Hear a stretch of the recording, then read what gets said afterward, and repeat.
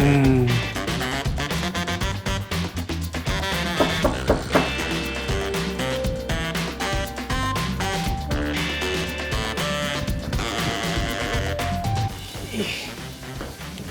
Hey everyone. Just moved to Canada. I may have gone a bit overboard with my first Gunpla haul here, but let me show you what I got. Starting off with the smaller box.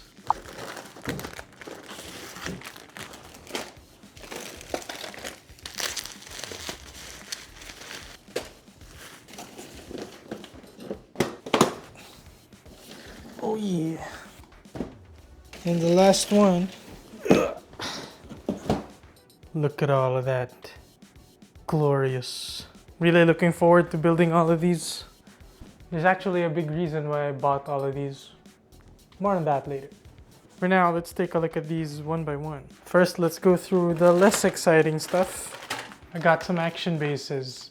I got action base 4 and action base 1. All of them are in clear because I like the illusion of them disappearing and making the gunpla actually look like they're flying.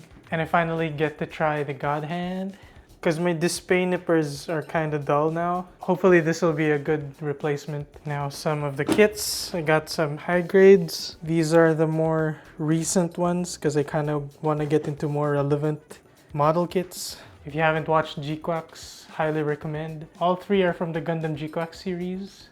Got the red Gundam here. Cool because it has funnels, or I forgot what they're called. Got the actual Gundam G-Quacks. It's obvious that it's a mix between Gundam and Neon Genesis Evangelion because Bandai was able to work with the creator of Evangelion, I think. And what more proof do you need with a Gundam with purple, orange, and green details? Yeah, just to go with the G-Quacks. I guess these are the three main characters of the series. Happy to get them all. Got the new Gundam Verka. This one's not recent and I've actually built one of these before, but I sold it off, so now I get to review it on the channel and have another one of my own. It's really cool because you can display it with the funnels flying around, and it comes with its own action base in the shape of an Amuro A, so that's pretty cool. And of course, to partner with the new Gundam, one of my dream kits, finally have it. This one I've never built before, the Sazabi. Also Verka. Just kind of annoyed because I've been looking forward to this kit for a long time and I was hoping to collect the box how I usually do with the kits that I buy. But UPS, man, they just smushed the box. And I tried to file a claim, but I had to send in the package. Just seemed like such a hassle. Just for the box, you know, maybe I can find the box online for cheap just to have something for my collection. But yeah, the Sazabi, man. It's so huge. Even the box is huge. It's double the box of the new Gundam, which is crazy. Looking forward to all those inner mechanical details that you can open with the armor and stuff.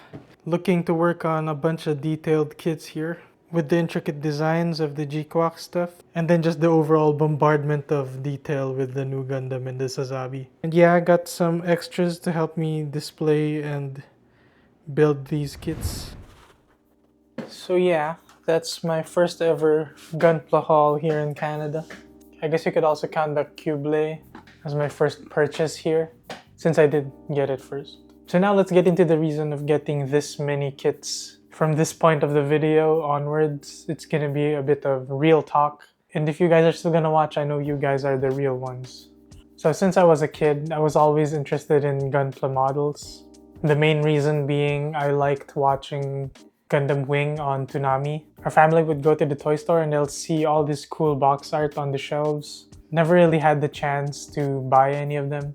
It wasn't until 2018 that I got my first kit, because that's the year I got my first job. So I had my own money now and I could finally give that inner child the chance to live out their interests. So I was at the mall, I walked past the toy store, and something about that day just made me think, what if I tried getting one of those Gundams I've seen back when I was a kid? So I went in, looked for a simple kit because I didn't know how much I wanted to spend on it yet. I looked around and I guess got the classic HG Revive Granddaddy Gundam RX-78-2. And as I was putting that together back home, it was just the most genuine fun that I've had that didn't involve having to hang out with other people. I mean, I go to the gym, so I still do have other solo hobbies or passions, but this one was like fun. The very next day, I thought, why did the build or why was building this so fun, but it only lasted for such a short time? Because, you know, it's a high grade. It doesn't really take all that long to build. And it just so happened that I was going to the mall again that day. And before you know it, I went back into the toy store and I got myself a Master Grade Justice Gundam. I never watched Gundam Seed. I just know that they have really cool Gundam designs. So I saw it. I knew it had a lot more parts than the high graded I just built. And I just loved how detailed it looked and the shape that it had. Building my very first Master Grade just opened my eyes to this hobby that I didn't know even was a thing for the most part. So from then on, I started watching a lot more Gundam anime. And it's pretty weird because, you know, I built a Gundam Seed kit as one of my very first kits, but I only watched Gundam Seed a month ago.